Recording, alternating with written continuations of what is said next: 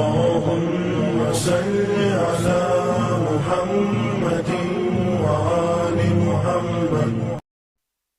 والذي أرسل رسوله بالهدى ودين الحق ليظهره على الدين كله ولو كره المشركون. صدق اللہ مولانا العظیم. قرآن پاک کی جو آیہ مبارکہ آپ کے سامنے تلاوت کی ہے، اس میں اللہ رب العزت نے حضور علیہ السلام کی بعثت کا مقصد بیان فرمایا ہے کہ ہم نے رسول اللہ صلی اللہ علیہ وسلم کو اس دنیا میں کیوں بھیجا. فرمایا کہ ہم نے اس لیے بھیجا تاکہ یہ دین جو ہے وہ تمام ادیان پر غالب آ جائے. اس کا مطلب یہ ہوا کہ اور بھی ادیان ہیں، اور بھی دین موجود ہیں، لیکن اللہ تعالیٰ کی رضا، اللہ تعالیٰ کی منشا، اللہ تعالیٰ کا ارادہ یہ ہے کہ اللہ تعالیٰ اس دین محمدی صلی اللہ علیہ وسلم اور دین ابراہیمی کو تمام دینوں پر غالب کر دیں. اور ایک جگہ پر فرمایا وَكَفَى بِاللَّهِ شَهِيدًا، کہ اللہ اس کے لیے کافی ہے، گواہ کے طور پر اللہ کافی ہے. یعنی جو اس دین مبین کی خدمت کرے گا اس کو کسی سے سرٹیفکیٹ لینے کی ضرورت نہیں ہے، اللہ اس کے لیے کافی گواہ ہے. یعنی اللہ دیکھ رہا ہے، اللہ کو معلوم ہے سب کہ کوئی کیسے کام کر رہا ہے، کیونکہ اتنا مخلص ہو کر اخلاص کے ساتھ میرے حضور جو ہے وہ میرے دین کی سربلندی کے لیے کام کر رہا ہے. اچھا، دین کی دو قسمیں ہیں. ایک دین وہ ہے جو الہامی دین ہے، اور ایک دین وہ ہے کہ جو لوگوں نے خود سے گھڑ لیا ہے. الہامی دین جو ہے وہ مذاہب جب ہم بات کرتے ہیں وہ تین ہیں: اسلام، یہودیت اور عیسائیت. پہلے یہودیت آیا، یہودی، اور اس کے بعد عیسائیت اور پھر اسلام. لیکن جو اسلام آیا تو اس نے آ کر باقی تمام ادیان کو یعنی اس طرح مغلوب کر دیا کہ قیامت تک اب جس دین کا چرچا ہوگا خدا کے وعدے کے مطابق، رب ذوالجلال کے وعدے کے مطابق وہ دین اسلام ہوگا، اور اسی کو دین حنیف بھی کہا گیا ہے. حالانکہ یہودی بھی کہتے ہیں کہ ہمارا دین جو ہے دین ابراہیمی ہے، کیونکہ وہ حضرت ابراہیم علیہ السلام کی اولاد میں سے ہے نا.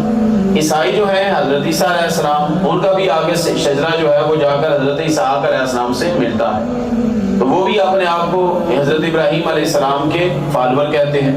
اس لیے اللہ تعالیٰ نے قرآن پاک میں فرمایا، یہود و نصارہ کو فرمایا اگر تم خود کو ابراہیم علیہ السلام کا فالور کہتے ہو اور ان کے ماننے والا کہتے ہو تو پھر وقت بھی پھر اتباع کرو نا اس دین کی جو دین ابراہیمی ہے. اور وہ دین کون ہے؟ وہ اس وقت نبی پاک علیہ السلام کا جو دین ہے، دین اسلامی ہے، دین ابراہیمی ہے. تو جب ان کو اس بات کی دعوت دی گئی تو ان کا جو غصہ تھا وہ حسد کے اندر آ گیا، اور پھر وہ نفرت کے اندر بدل گیا، اور وہ دشمنی کے اندر بدل گیا، اور پھر وہ سازشیں کرنے لگے. چونکہ نبی پاک علیہ السلام ہجرت سے پہلے مکہ کے اندر تھے، آپ کی جائے پیدائش جو ہے یہ جو پلیس آف برتھ ہے وہ مکہ کی سرزمین ہے، تو وہاں پر مشرکین تھے. سیدنا عمر فاروق رضی اللہ تعالی عنہ، آپ کا جو خاندان ہے یہ یعنی بہت بڑا خاندان تھا، بڑا جاہ و جلال والا، دبدبے والا، حکومت والا تھا. اور آپ جو ہے وہ ان خوش چند یعنی اشخاص میں سے ہیں جن کو اس وقت پڑھنا لکھنا آتا تھا. غالباً 15 سے 20 لوگ تھے ٹوٹل اس وقت مکہ کے اندر جو لکھنا پڑھنا جانتے تھے. اور جو اس وقت لکھنا پڑھنا جانتے تھے ایسا ہی ہے جیسے ہم ایک نئی جگہ پر جائیں، وہاں پر اس ملک کے جاننے والی زبان کو مل جائے تو ہم سب اس کی قدر کرتے ہیں، تو وہ ہمارے مسائل حل کر دیتے ہیں. جیسے یہاں پر وہ حاجی اشرف کی آباد کرتے ہیں، ٹھیک ہے، تو ایسے ہی سیدنا عمر فاروق رضی اللہ تعالیٰ عنہ جو ہے وہ ان لوگوں میں سے تھے جو اس وقت پڑھنا لکھنا جانتے تھے. اس لیے آپ کو اس وقت سوسائٹی کے اندر بڑی عزت کی نگاہ سے دیکھا جاتا تھا. لیکن نبی پاک علیہ السلام نے جب اعلان نبوت فرمایا تو اس وقت آپ کی عمر تھی 27 برس، 27 ایئرز اولڈ. اس کا مطلب ہے کہ آپ نوجوان تھے، شباب آپ کے پورا عروج پر تھا. اور حضور علیہ السلام سے 13 سال بعد پیدا ہوئے آپ، یعنی عمر میں آپ نبی پاک صلی اللہ علیہ وسلم سے 13 سال چھوٹے ہیں. 27 سال کی عمر میں نبی پاک علیہ السلام نے جب ان کے قبیلے کو دعوت دی اسلام کی، تو یہ چونکہ پڑھنا لکھنا جانتے تھے اور اپنے آباء و اجداد کے دین پر بڑی سختی کے ساتھ کاربند تھے. یہ جو مشرکین یعنی اس کے اوپر بڑا جو ہے نا وہ سختی کے ساتھ آپ کی جو طبیعت ہے اس کے اندر سختی تھی. نبی پاک علیہ السلام کی دعوت پر جب آپ کے خاندان کے دوسرے لوگ اسلام لے کر آئے تو انہوں نے ان کے اوپر ظلم و ستم کرنا شروع کر دیا، زد و خوب کرتے تھے، مارتے تھے، ان کو مارتے تھے، حتیٰ کہ آپ کے ظلم و ستم سے تنگ آ کر، آپ کی اسلام سے پہلے کی زندگی بتانے لگا ہوں، یہ 6 سال جو تھے آپ کے اعلان نبوت سے لے کر جب تک آپ نے اسلام قبول نہیں کیا، نبی پاک صلی اللہ علیہ وسلم کے اعلان نبوت سے لے کر سیدنا عمر فاروق رضی اللہ تعالیٰ عنہ کے اسلام قبول کرنے تک کا یہ جو پیریڈ ہے نا، یہ کیسا گزرتا تھا؟ جو بھی اسلام قبول کرتا اس کے اوپر ظلم و ستم کے پہاڑ ڈالتے، حتیٰ کہ اپنی سگی بہن کو بھی آپ نے معاف نہیں کیا، اپنے بہنوئی کو معاف نہیں کیا، آپ کی کنیزہ سی اس کو معاف نہیں کیا۔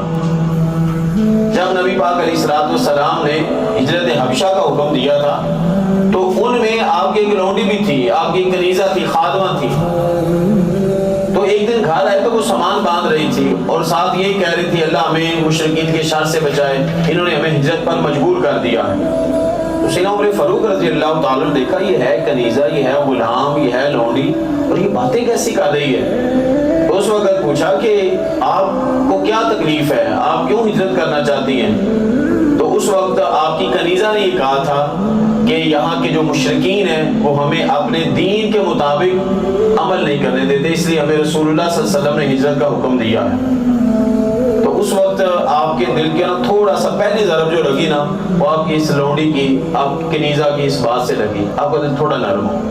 چونکہ مکے کے اندر کافروں نے، مشرکین نے کیا مشہور کیا ہوا تھا کہ نعوذ باللہ نبی پاک صلی اللہ علیہ وسلم کیا ہیں؟ شاعر ہیں اور مجنون ہیں اور نعوذ باللہ جادوگر ہیں۔ سورۃ الحاقہ میں وہ جو سارا ذکر آیا ہے اس کے اللہ تعالیٰ نے نفی فرمائی ہے کہ وما هو بشاعر ولا بقول کاہن، ٹھیک ہے؟ تو اس طرح وہ نبی پاک صلی اللہ علیہ وسلم کو کاہن نعوذ باللہ کہتے، جادوگر کہتے، کیونکہ رسول اللہ صلی اللہ علیہ وسلم جو زبان سے بولتے تھے اللہ تعالیٰ وہ پورا فرما دیتا۔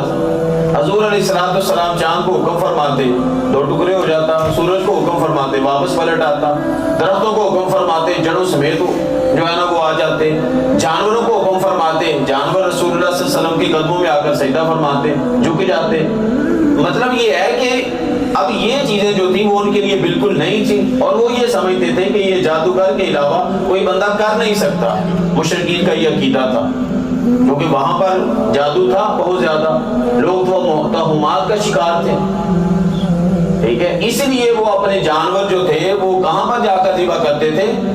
بیت اللہ کے سائے میں، اور بیت اللہ کے اندر جو بت رکھے ہوئے تھے ان کے نام پر وہ ذبح کرتے تھے، لات، منات، عزا، ان ناموں پر وہ اپنے جانور ذبح کرتے تھے اور ان کو چڑھاوے چڑھاتے تھے، کہتے تھے یہ میرا جو جانور ہے نا یہ اس بت کے نام پر ہے، یہ میرا جانور جو ہے یہ اس بت کے نام پر ہے، یہ میرا جانور اس بت کے نام پر ہے۔ رسول اللہ صلی اللہ علیہ وسلم نے جب ان کا یہ عمل دیکھا تو کہا یہ کون سا شرک والا عمل کرتے ہو، یہ بتوں کے نام پر اپنے جانور کیوں کرتے ہو؟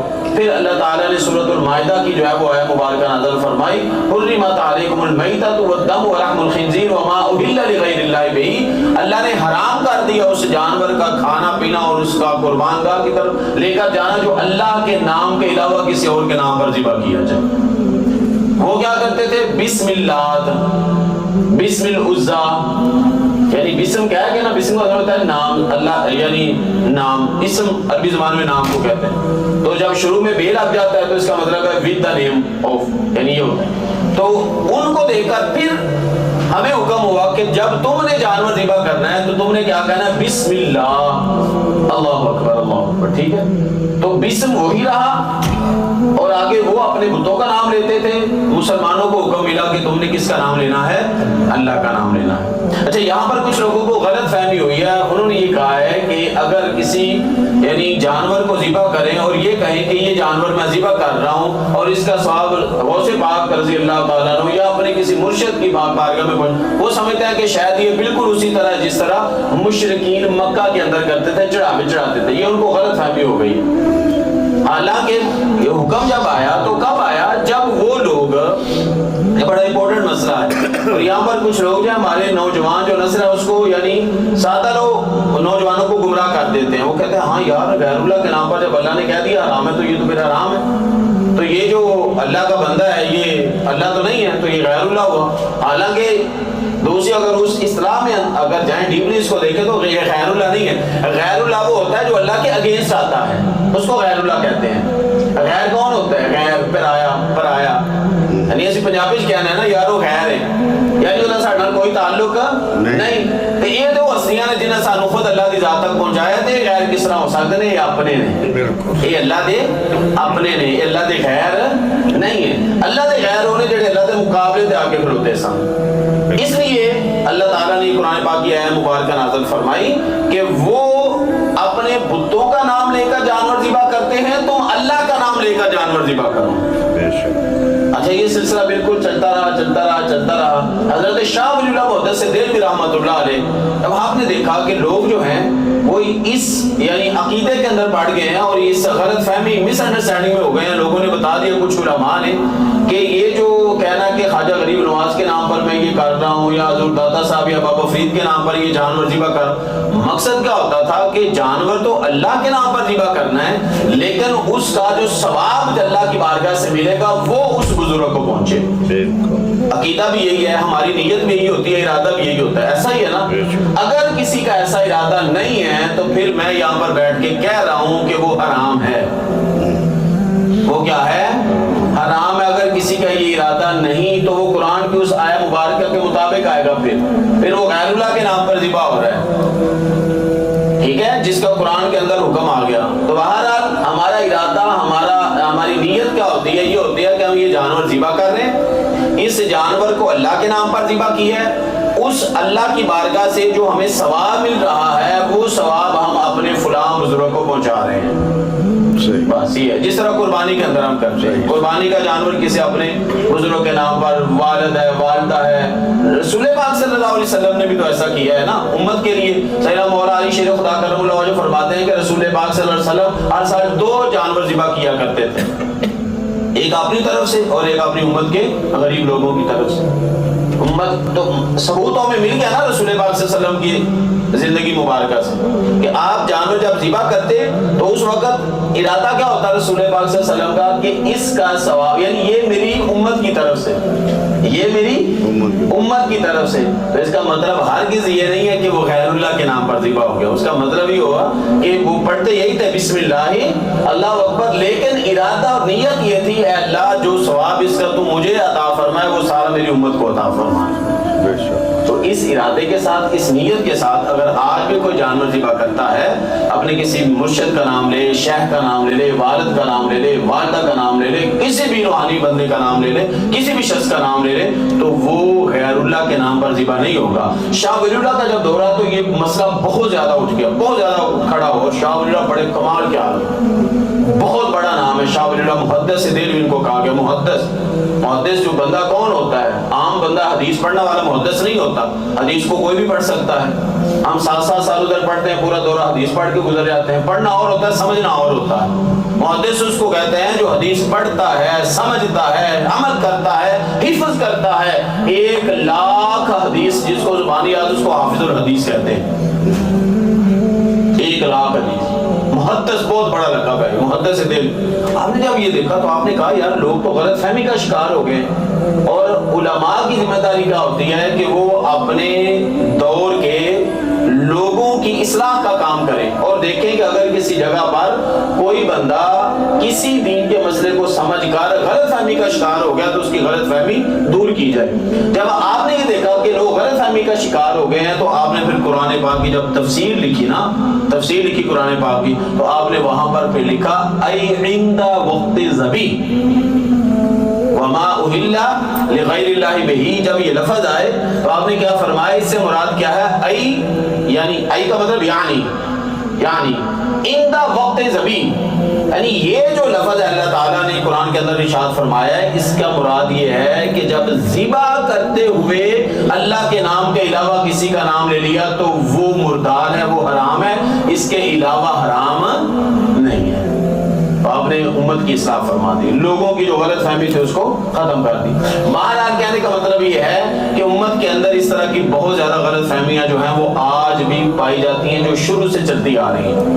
لیکن عمر فاروق رضی اللہ تعالیٰ بھی اسی غلط فہمی کا شکار ہو گئے تھے کہ ان کے آباء و اجداد نے کہہ دیا تھا نعوذ باللہ کہ یہ جو محمد ہے یہ نیا دین لے کر آیا, اور اور جو ہمارے آباء و اجداد کا دین ہے یہی درست دین ہے۔ اس لیے سیدنا عمر فاروق رضی اللہ تعالیٰ جو تھے وہ اپنے خاندان کے لوگوں پر ظلم کرتے تھے۔ وہ کہتے تھے کہ تم ایک جھوٹے نعوذ باللہ جھوٹے شخص کا اسلام جو ہے دین قبول کر رہے۔ 6 سال تک آپ نے اپنے جو ہے وہ لوگوں پر ظلم و ستم کیا، 6 سال تک۔ ایک دن ایسا ہوا، کہا کہ میں خود تو دیکھوں رسول پاک کو۔ یہ ٹرننگ پوائنٹ آ رہا ہے آپ کی زندگی میں۔ آپ کی طبیعت کے اندر بہت زیادہ سختی تھی، یہ میں نے پہلے عرض کر دیا، سختی تھی، اور یہ سختی جو ہے نا وہ کبھی کبھی اچھی بھی ہوتی ہے۔ کبھی کبھی والدین کی وہ ایک جھڑک جو ہوتی ہے نا، ایک ہلکی سی جو ڈانٹ مار ہوتی ہے، وہ اولاد کی ساری زندگی سنوار دیتی ہے، ٹھیک ہے۔ اس لیے قرآن کے اندر بھی اللہ تعالیٰ نے بعض اوقات جو ہے وہ عذاب کا ذکر کیا ہے، سختی کا ذکر کیا ہے، تاکہ جو مسلمان ہیں وہ ڈر جائیں، ٹھیک ہے۔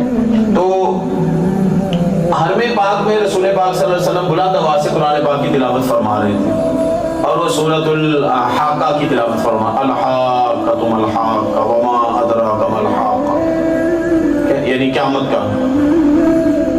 کا ذکر ہو رہا تھا سورۃ الحاقہ کے اندر۔ جب یہ اب قرآن پاک کے الفاظ کے اندر اثر تو ہے نا، اگر ہم محسوس نہ کریں اس کا یہ مطلب نہیں ہے کہ اثر ہے ہی نہیں ہے، اثر تو بہرحال ہے۔ اور دیکھیں کہ وہ کافر ہے، یہ بڑی بات اہم بات ہے۔ عمر فاروق کون ہے اس وقت؟ کافر ہے، اور پکے کافر ہے، اور ایسے کافر کے جو مسلمان ہوتا ہے اس کے اوپر ظلم کرتے۔ لیکن جب انہوں نے بھی قرآن پاک کو کان لگا کر سنا تو قرآن کے الفاظ نے وہاں پر بھی اثر کر دیا۔ پتہ یہ چلا کہ اگر کوئی شخص جو ہے وہ قرآن پاک کو کان لگا کر، دل کے کان لگا کر سنے تو قرآن اس کے اوپر اثر ضرور کرتا ہے۔ بے شک وہاں پر اسلام کی ابھی روشنی نہیں تھی، محبت مصطفیٰ کی روشنی نہیں تھی، ادب مصطفیٰ کا چانن ابھی نہیں تھا، صرف کان جو ہے وہ سن رہے ہیں تلاوت قرآن۔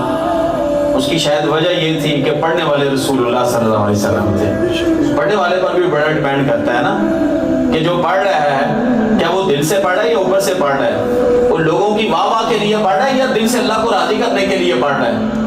بے شمار قاری ایسے ہوتے ہیں، جب مجمع پڑھتے ہیں تو اتنا خوبصورت قرآن پڑھتے ہیں تو بلے بلے، جب تنہائی میں پڑھتے ہیں تو ایسے پڑھتے ہیں جیسے ان کو خود بھی سمجھ نہ آ رہی۔